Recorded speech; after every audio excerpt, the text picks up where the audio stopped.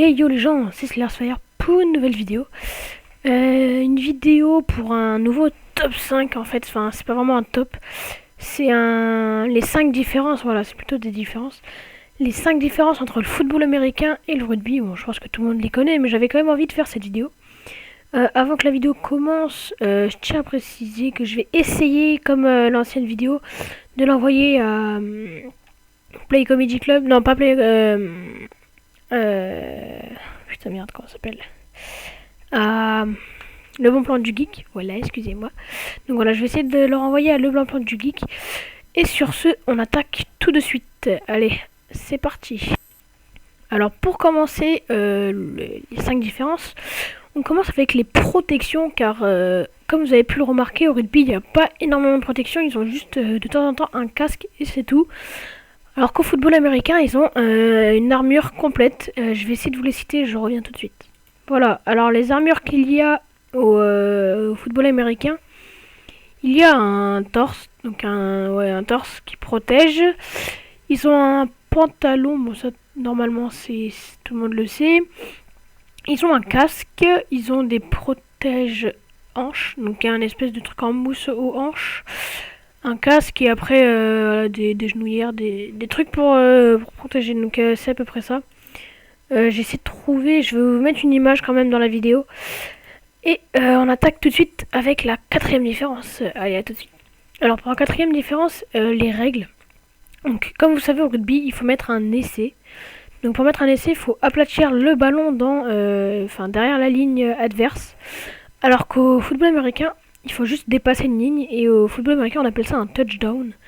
Le but c'est de dépasser la ligne avec le ballon. Une fois qu'on a le ballon dans les mains, c'est bon.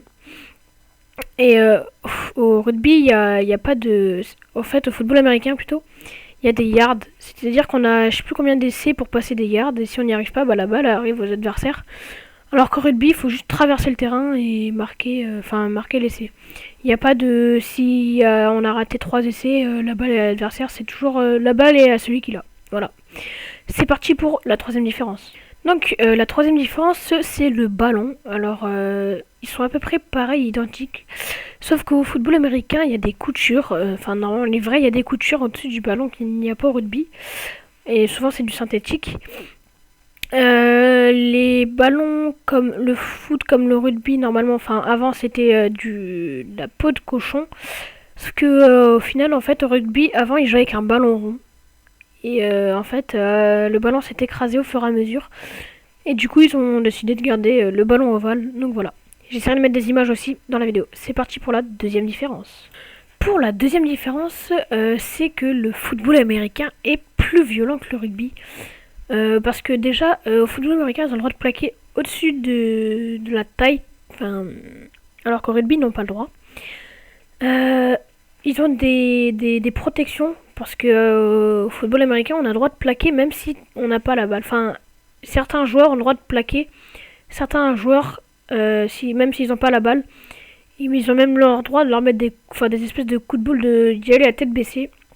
Donc pour cette 2ème différence, voilà, c'est que le football américain est plus violent que le rugby. C'est parti pour la dernière différence. Allez, à tout de suite.